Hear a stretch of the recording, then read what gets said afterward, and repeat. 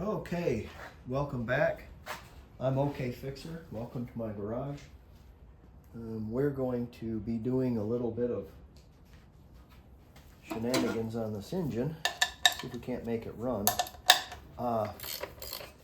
One thing I'm going to need is a rear main seal and a crank seal. So we're going to have to make that happen here. I got this piece of transmission that bolts to the back, and I'm happy to say that it works. I didn't know, I've never had a 6-volt car, so I don't know. I don't know if the transmissions are different or what, so I think they are though. I think if you're going to put a 12-volt flywheel on a 6-volt car, you have to hog out the inside of this somehow. But I don't even know if this is exactly. I don't know what it is. Sorry.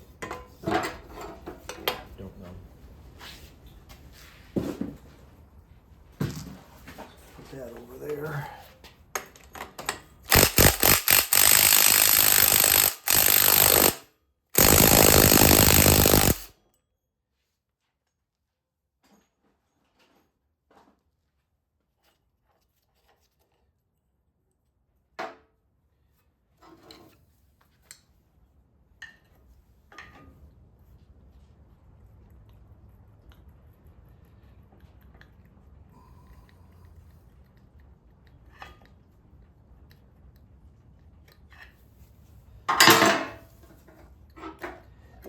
There she is. Took out a bunch of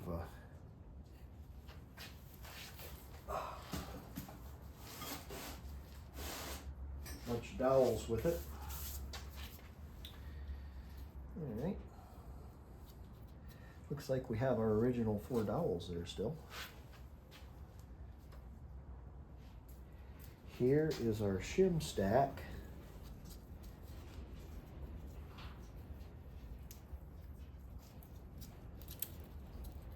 We'll put all 3 of those in there just for giggles. Let's wipe that out.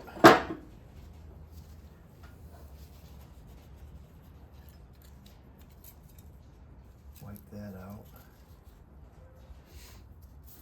And then we'll just fudge a seal in here for right now. I don't usually use these black ones. I usually use the orange ones. Ooh, don't hammer on that seal, Dan. You bet.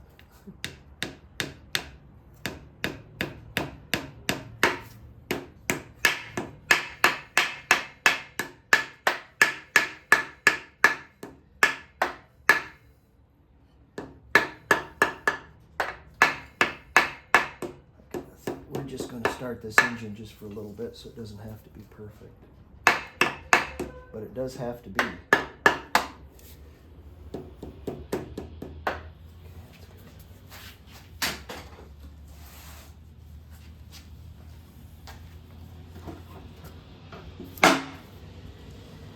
Well, let's see here. Where are those going to go? Okay.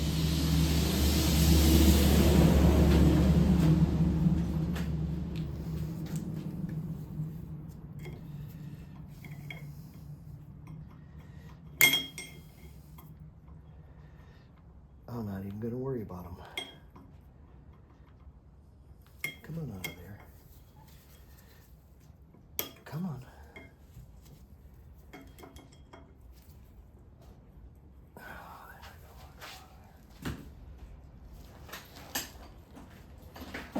Get a pair of vice grips to work on that. Okay, this has got 8 holes cut in this flywheel, and there's 8 holes in the crank. Do you need to put all 8 in it? Nope, sure don't. What did it come with from stock that handled 53 horsepower? 4, right? All right, so if you just put 4 in there, will it be okay? Yep. If you put just a stock flywheel on this, a good flywheel with the 4 in there, the original 4, will it be okay? Yep. You ain't got to do that. That's what I had originally. Okay, got a rear main seal, a little oil on it. Like I said, this is just for funzers. This is just to see if it's working. I'd spend a little bit more time, probably glue it on, seat it maybe a little better. I would use a yellow, or excuse me, an orange seal. That's just me though. But this one is going to keep all the crud out. So we'll be good there. Let me get my big fat head in the way and get in there. You can see exactly what they've done here. See, and that's wrong. They don't have that. That's not correct. Even though, I don't know, it's almost like they did this by hand, like they did it in their backyard, drilling these holes, because they're not even close to being right. Oof, that's terrible. It's like they're too small or something. Might have been why this engine was full, because the flywheel was missing on it, was next to it, taken off.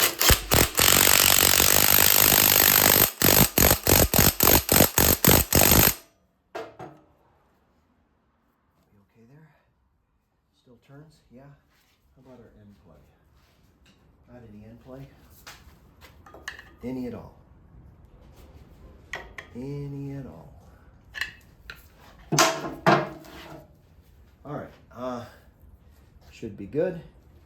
We're gonna put our oil cooler on next. All right, I've got the starter and the bell housing back on. I've got some oil cooler seals. Don't know if they're the right ones or not, but again, that's not what I'm after. It's okay. I think they look about right. I think they'll work. Our whole idea is we just need to get oil going through this to our main line. So let's put some nuts on that, and we should be just fine. All right, we've got our oil cooler on, so it's going to connect our circuit from back to front, and that's going to go down and oil the bearings. I've got my test light, and it's on the switch, and as soon as we hit this, it should go out showing us that we have oil pressure.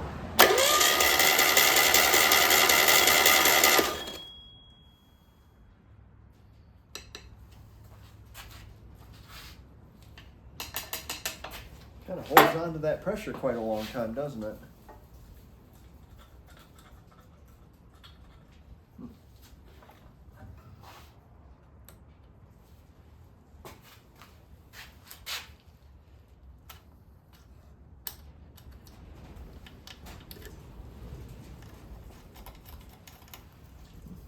Might be something wrong with the light. There it is.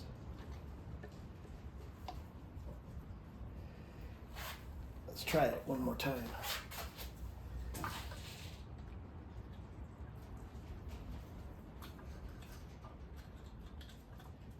it one more time. See what we got. Okay. I'm pretty sure we have oil pressure though.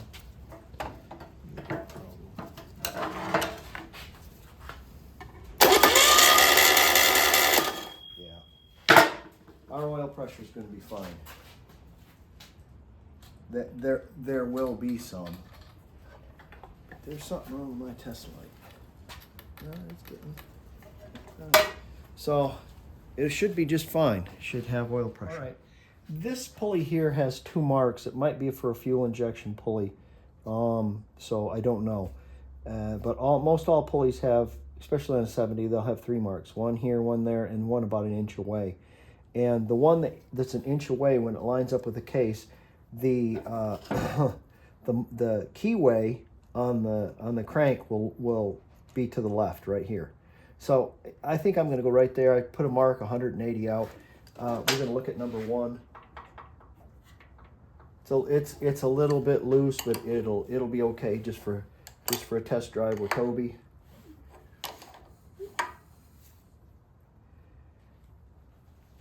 We'll go number 4.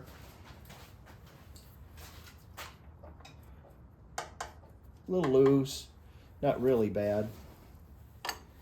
Number 3. Again, we're going to go just past that. Just past those marks right there. A little loose, but okay. And come back around again to 2.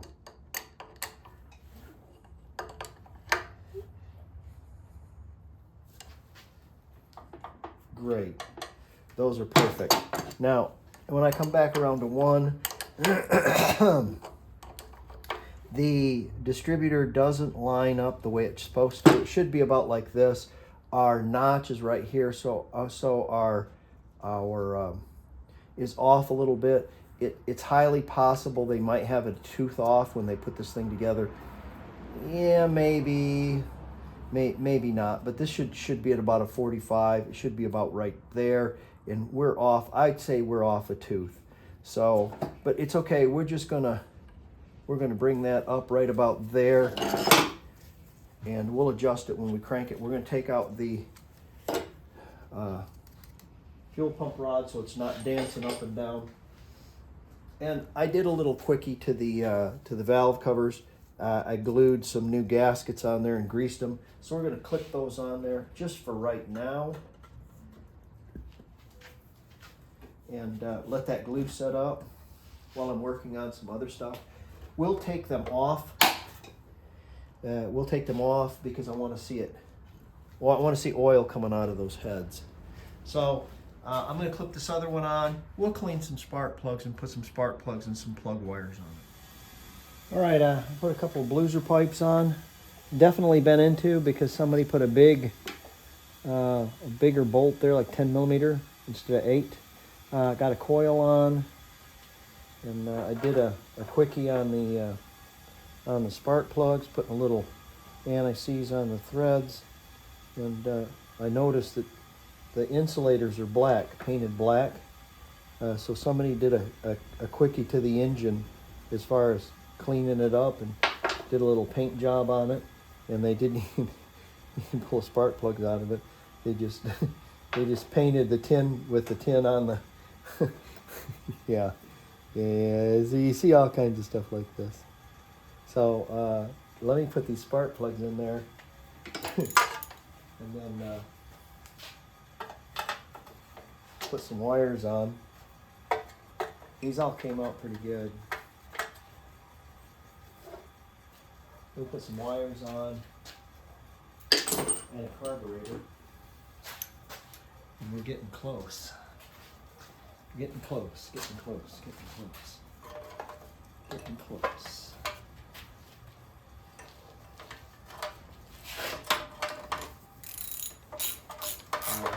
If you ever put spark plugs in an engine, or you take them out, and put them back in with a hand ratchet. Don't use the impact or a something like that, because it's really easy to cross thread, and if you cross thread one of these, it's a real booger to fix it. And also, if you can feel if the threads are pulling. There's a lot of feel in your hand to use kind of a saying.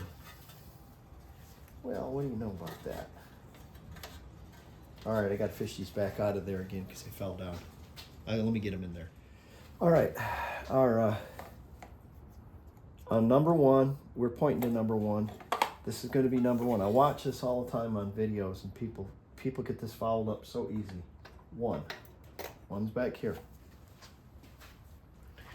And then you go clockwise, just like it says.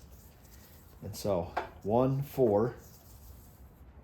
And so that's going to be this one. And if you don't know, they're numbered on the tins.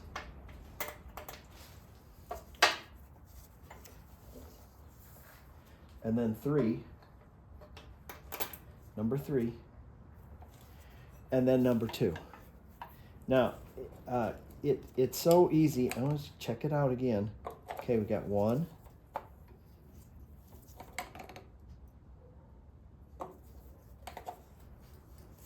We got 1 right there. So 1 is right here. Got number 4, number 3, and number 2 is going to go right there. It's so easy to get them mixed up, but I still see Will it runs on a lot of these Volkswagen engines, and they've got the firing order wrong on them. And it's like, good God, you're not going to get it to run. Oh, well, let me try a different way. Why don't you try the right way? Sorry, yeah, it's just the way I am. All right, carburetor. Can't think of anything else. So, hey, let me show you how to wire one of these engines. Any engine. Okay, first thing you have to have is you have to have your distributor plugged into your coil. All right, and there's a positive and a negative on your coil. Positive is, it says 15. I know that's a positive because 15 is black. It's positive. Negative is the other side. Okay, so that's where your coil gets plugged into, or your distributor gets plugged into on your coil. Then you need a hot wire on your coil. So there's your hot wire right there. Okay, this one also has a hot wire for the cutoff jet, and I'm not going to worry about the choke, but it has one for a choke, but for another carburetor, this is anyways. And then on my push button, this is just a simple push button switch. Okay, on my switch, I have that wire, the positive, wrapped around there, and that is going to go on the positive side where the battery connects, right here. So I got a cable here. Let me bring you around back so you can see. I've got a cable attached for my jumper cable for 12 volts or 6 volts, whatever you're working with. 220, 221, whatever it takes. All right, and I've got that connected. So I'm going to make sure it's not in the flywheel. A little burnt spot there too, got to be careful about that. So I've got this on the 12 volt, and because I'm working with 12 volts.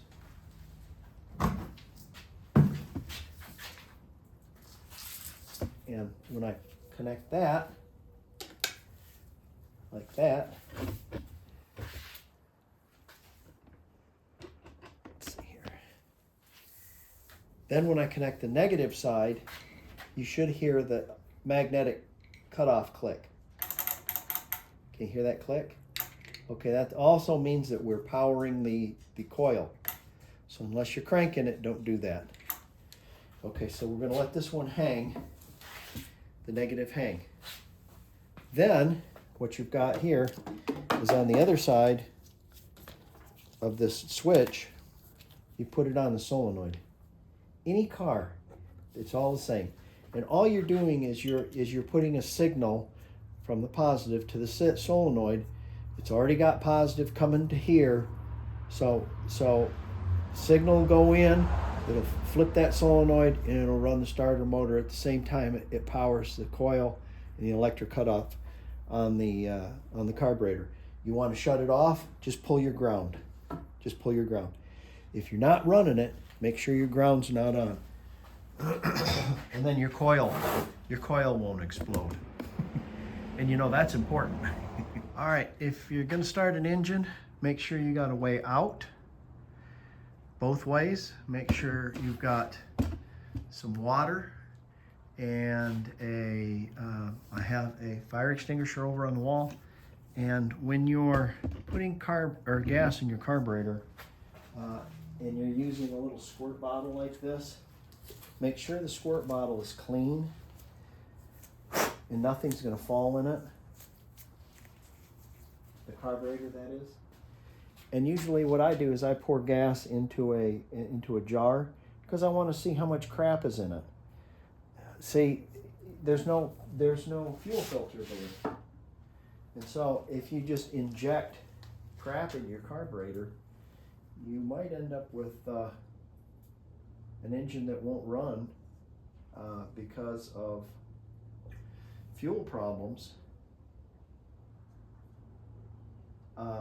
when you're using a known good source. You see what I'm saying? See, because I'm using a known good carburetor, not a no good carburetor, a known good carburetor. So I'm filling the float bowl right now.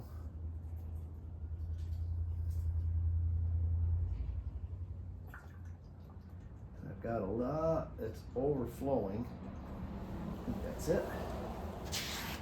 Got a lot that's overflowing into there. So we'll put this off to the side.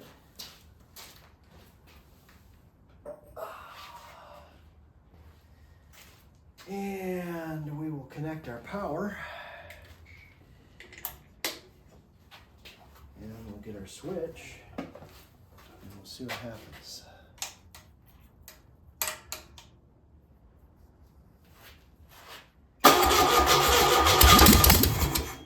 Woohoo!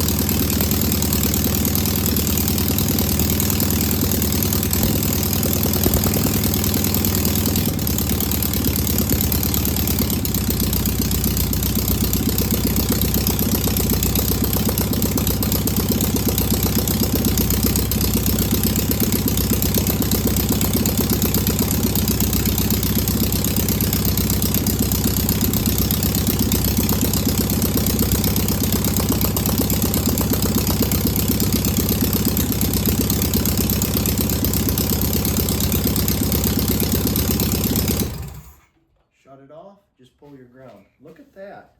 Hot damn. That's not too bad. That's a good running engine right there. That's got a lot of good a lot of good positive things to it. That's great. That fired right up. Didn't smoke. Nice. That was nice. Didn't leak like this other thing did. That's rebuildable, but it's just toast. This is almost a good engine. So it's got nice cylinder heads on it, doesn't smoke. And we'll fire it up again one more time, and then I'm gonna put it on the engine stand, and I need to drain the oil and pull off the bottom, and we'll have a look at how much sludge is in the bottom of this. But yeah, look at that. Hey, let's have a look and see if our heads are oiling. Our valves are oiling. Yes, sir. Lots of oil there. Lots of crap too. But yeah, it's got oil in it. Winner, winner. How about that? That's what I call a win. Fire it up again here in a second. Let's try one more time.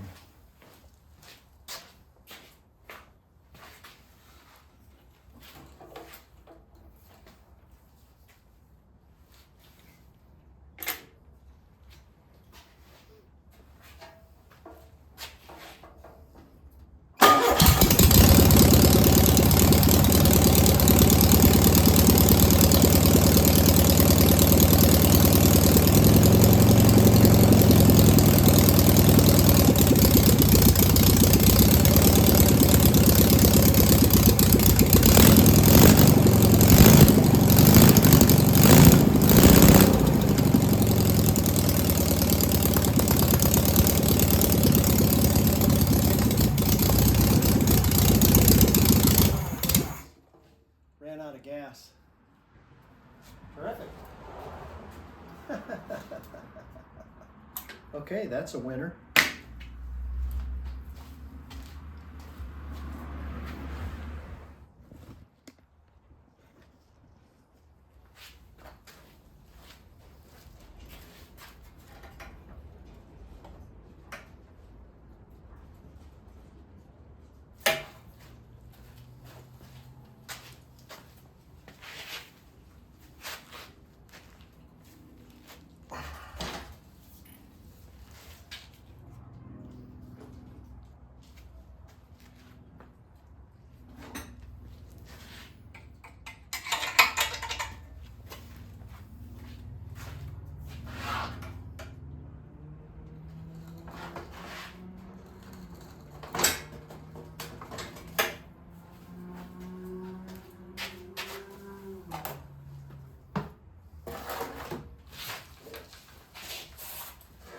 Well, let's see, it's in here.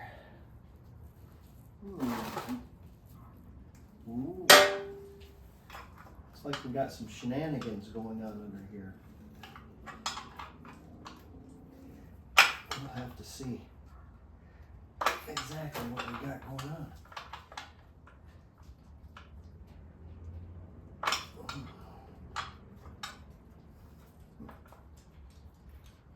Well, doesn't like that wrench, that's for sure. Okay, let me see if I can get that loose, get that out of there.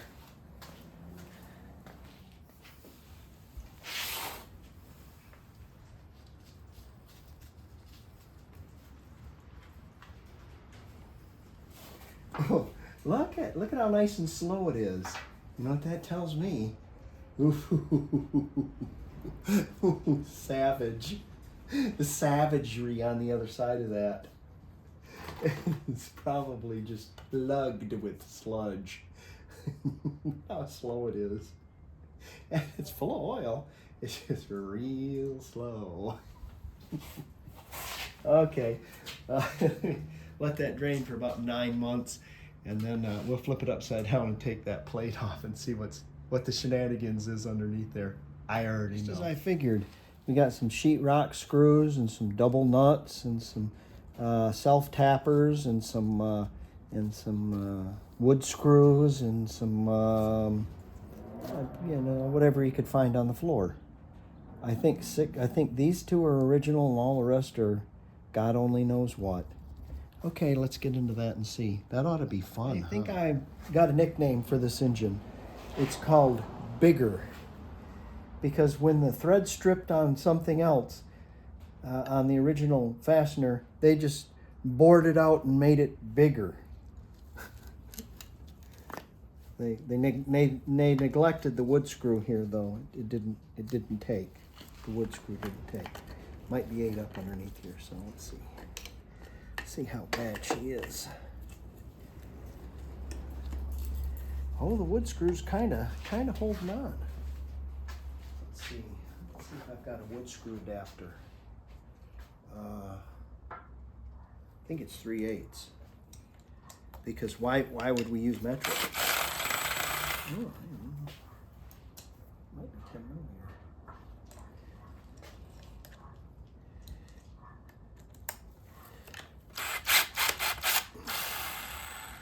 There it is, a wood screw. That's good. Wood screw's good. We'll leave that in there. But that's okay.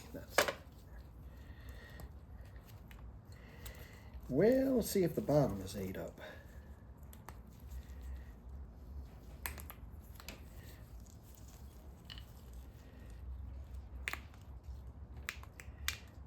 Let me use that gasket again.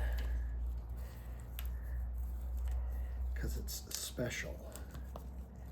It's got a special bore to it. The special bore is bigger. Oh man. Well, this is all pushed down in there. It's missing the, oh jeez. It's missing the relief valve. I'm gonna get down to the metal. See if we're reasonable. Come on. Oh, I broke it.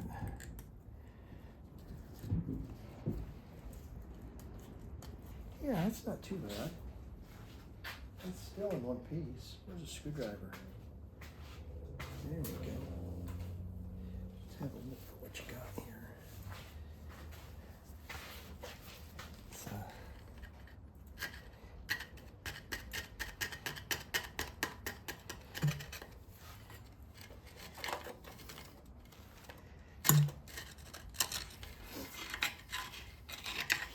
Yeah, the metal's not ate up, so we're okay there.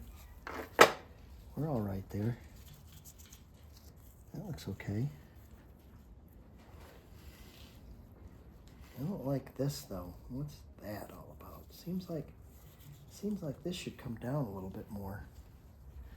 Almost like somebody's been in there boogering around with it. I think I have another one of these. Let's see. So out of that stash, I got a newer plate. You can tell which one's the aftermarket one, which one's the original one.